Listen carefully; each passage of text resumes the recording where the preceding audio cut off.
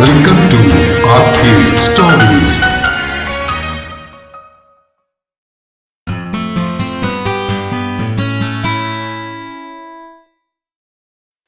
പ്രിയ പ്രണയിനി ഭാഗം 31.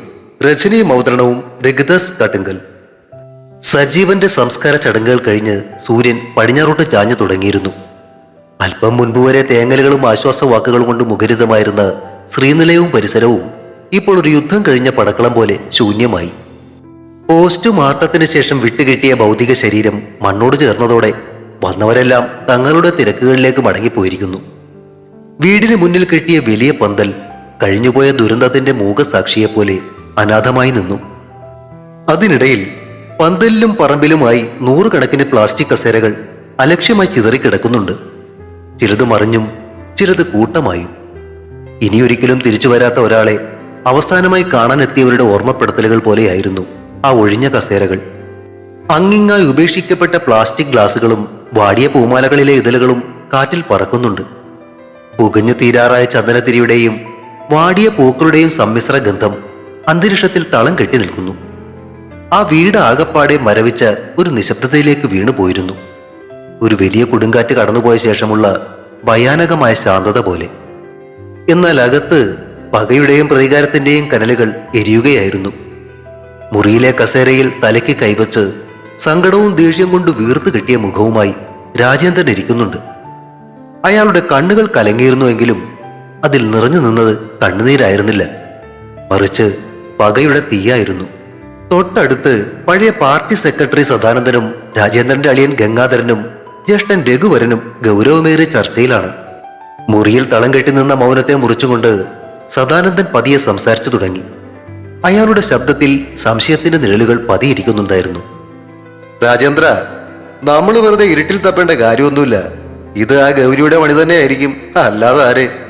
നേരിട്ട് അവൾ ചെയ്തില്ലെങ്കിലും അവളെ ഏർപ്പാടാക്കി ആരെങ്കിലും ആയിരിക്കും ഇത് ചെയ്തത്. അയാൾ ഒന്ന് നിർത്തി രാജേന്ദ്രന്റെ മുഖത്തേക്ക് സൂക്ഷിച്ചു നോക്കിക്കൊണ്ട് തുടർന്നു. ഇത്രയും നാളും അവൾ ജയിലിൽ കിടന്നതല്ലേ. ഇത്തരം കാര്യങ്ങൾക്കൊക്കെ പറ്റിയ കൊടും ക്രിമിനലുകളെ അവിടെ ഒന്നും കിട്ടാൻ അവൾക്ക് വലിയ പ്രയാസമൊന്നും കാണില്ല. അത് കേട്ടതും രാജേന്ദ്രന്റെ മുഖം വലിഞ്ഞു മുറുകി. പല്ലുകൾ ഞെരിച്ചുകൊണ്ട് അയാൾ തല ഉയർത്തി. അതെ, എനിക്കും അത് തന്നെയാ തോന്നുന്നത്. അവൾ തന്നെയാണ് എന്റെ കുഞ്ഞിനെ. വാക്കുകൾ പൂർത്തിയാക്കാൻ കഴിയാതെ അയാൾ കിതച്ചു. കൂട്ടത്തിലിരുന്നവരെ ഞെട്ടിച്ചുകൊണ്ട് അയാൾ അലറി. അവളെ ഞാൻ വെറുതെ വിടില്ല സദാനന്ദ. ഇനി അവളെ ഞാൻ ജീവിക്കാൻ അനുവദിക്കില്ല. അത് കണ്ട് കസേരയിൽ നിന്നും എഴുന്നേറ്റ ഗംഗാധരൻ അളിയൻ രാജേന്ദ്രന്റെ അരികിലേക്കെത്തി. അയാളുടെ തോളിൽ അമർത്തി പിടിച്ചുകൊണ്ട് ഗംഗാധരൻ പറഞ്ഞു, നീ സമാധാനിക്ക് രാജേന്ദ്ര. സംഭവിച്ചത് എന്തായാലും സംഭവിച്ചു. പക്ഷെ നമ്മുടെ കൊച്ചനെ ഇല്ലാതാക്കിയവർ ആരായാലും നമ്മൾ അവരെ വെറുതെ വിടാൻ പോകുന്നില്ല. അയാളുടെ മുഖത്ത് ഒരു ക്രൂരമായ ചിരി തെളിഞ്ഞു. നമുക്കെതിരെ മുന്നിൽ വന്നു നിന്നവരെയും നമ്മൾ പറയുന്നത് അനുസരിക്കാത്തവരെയും ഇതിനു മുന്നേയും ഇല്ലാതാക്കി തന്നെയാണല്ലോ നമ്മൾ മുന്നേറിയത്. ഇതും അങ്ങനെ തന്നെ.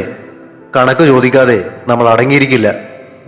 എന്നാൽ ഇതെല്ലാം കേട്ടിരുന്ന രാജേന്ദ്രന്റെ ഏട്ടൻ രഘുവരന് അത് ഉൾക്കൊള്ളാൻ കഴിയുമായിരുന്നില്ല. അയാൾ ശാന്തമായിട്ടാണ് സംസാരിച്ചത്. നിങ്ങൾ ഈ പറയുന്നത് എടുത്തുചാട്ടമാ. അതൊക്കെ നിയമപരമായി നേരിടണം.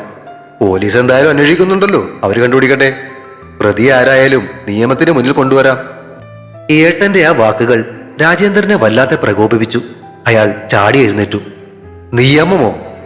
ഏട്ടൻ ഇത് എന്തറിഞ്ഞിട്ടാ ഈ പറയുന്നേ? പോലീസിന്റെ അന്വേഷണമൊന്നും എങ്ങും എത്താൻ പോകുന്നില്ല ഏട്ടാ. വലിയ കാര്യത്തിന് പോലീസ് നായ്ക്കളെ കൊണ്ടുവന്നിട്ട് എന്തായി? അവറ്റകൾ മണം പിടിച്ച് അവിടെയൊക്കെ ചുറ്റിക്കറങ്ങിയിട്ട് ഒടുവിൽ ഓടി ഇവിടം വരെ എത്തി. എന്നിട്ട് വല്ല തുമ്പും കിട്ടിയോ? വെറുതെ അതൊക്കെ. രാജേന്ദ്രൻ കിതച്ചുകൊണ്ട് മുറിയിലെ അടച്ചിട്ട വാതിലിലേക്ക് ചൂണ്ടി. അയാളുടെ ശബ്ദമിടറി. വിജയ ആ മുറിക്കകത്ത് തളർന്നു കിടക്കുക. നടന്നത് വിശ്വസിക്കാനാവാത്ത വിധം അവൾ ഇപ്പോഴും ഇടയ്ക്ക് സജീവൻ അന്വേഷിക്കുന്നുണ്ട്. കിച്ചു അച്ഛൻ എവിടെയെന്ന് ചോദിച്ച് എന്റെ അടുത്തേക്ക് വരുമ്പോ ഞാൻ എന്തു ഉത്തരം പറയട്ടാ? നിയമം വന്ന് സമാധാനം പറയൂ അവരോട്. രാജേന്ദ്രൻ സങ്കടം കൊണ്ട് തല കുടഞ്ഞു. രഘുവരൻ വേഗം അനിയനെ ചേർത്ത് പിടിച്ചു. രാജേന്ദ്ര, നീ തളരരുത്, സമാധാനിക്കേ. നമ്മൾ കുടുംബക്കാരെല്ലാവരും കൂടെയില്ലേ?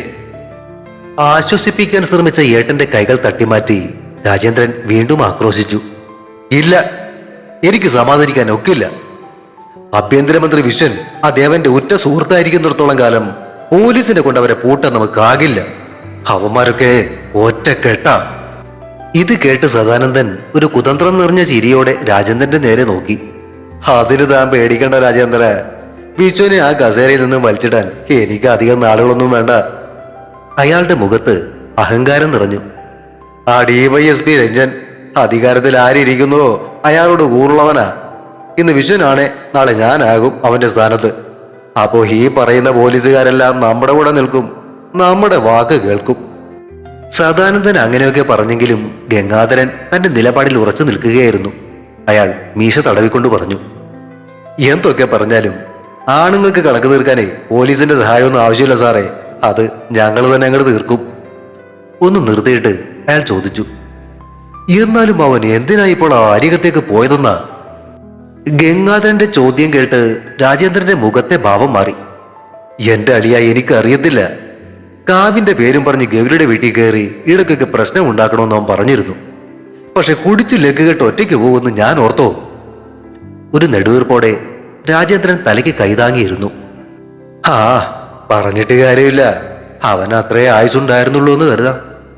എന്നാലും ഗൗരിയെയും ദേവനെയും തമ്മിൽ തെറ്റിക്കാൻ അവസരം നോക്കിയിരുന്ന നമുക്ക് തന്നെ അവസാനം പണി കിട്ടിയല്ലോ എന്ന് ഓർക്കുമ്പോഴാ. ഗംഗാധരനും നിരാശയോടെ കസേരയിലേക്കിരുന്നു. കസേരയിലേക്ക് ചാരി കണ്ണുകൾ അടച്ചിരിക്കുകയെന്ന രാജേന്ദ്രൻ പെട്ടെന്ന് കണ്ണുകൾ തുറന്നു. ദുഃഖത്തിന്റെ ക്ഷീണത്തിനും മേൽ ഒരു ഗൂഢാലോചനയുടെ തിളക്കം അയാളുടെ കണ്ണുകളിലേക്ക് വീണു. മറ്റുള്ളവർ ആകാംക്ഷയോടെ അയാളെ നോക്കി. രാജേന്ദ്രൻ ശബ്ദം താഴ്ത്തി പറഞ്ഞു, വിശ്വനെ കൊടുക്കാൻ പറ്റിയ ഒരു കാര്യമുണ്ട്. ആ, ഈ ചടങ്ങുകളൊക്കെ ഒന്ന് കഴിയട്ടെ. രാജേന്ദ്രൻ എന്താണ് പറയാൻ പോകുന്നതെന്നറിയാൻ സദാനന്ദനും ഗംഗാധരനും ആകാംക്ഷയോടെ കാതോർത്തു.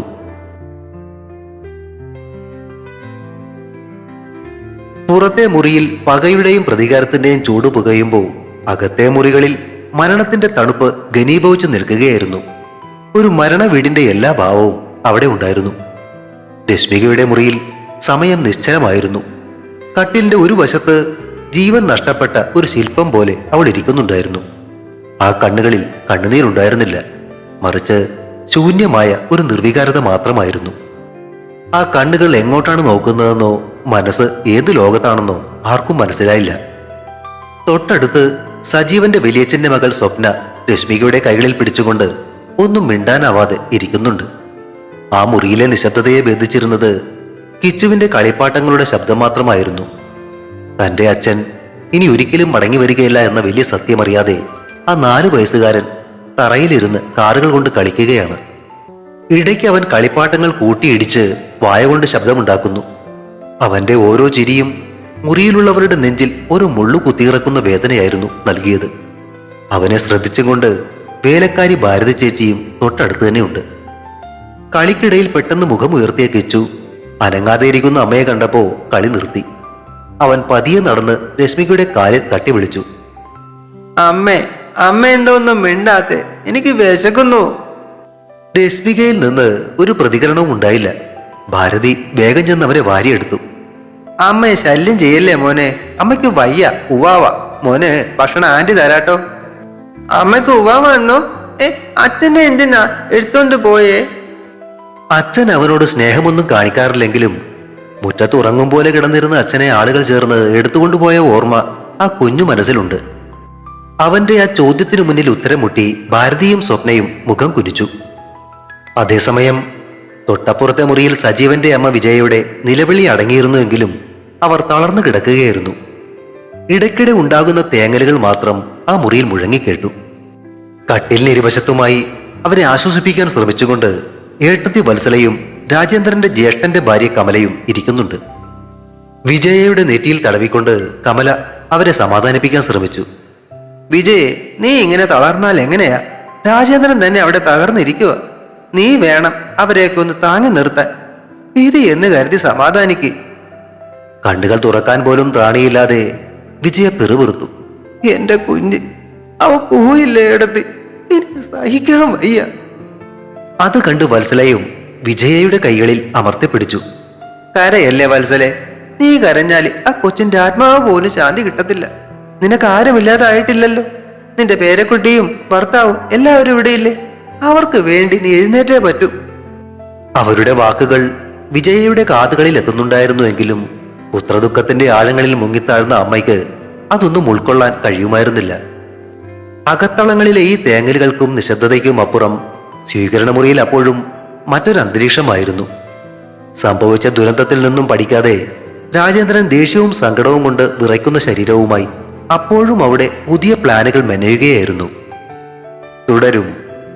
കഥയ്ക്ക് അഭിപ്രായങ്ങളും ലൈക്കുകളും ഹൈപ്പും ഒക്കെ നൽകുന്നതിനോടൊപ്പം തന്നെ കഥയുടെ ലിങ്ക് കഴിയുന്നവർക്കൊക്കെ ഒന്ന് ഷെയർ ചെയ്ത് കൂടി കൊടുത്തേക്കണേ.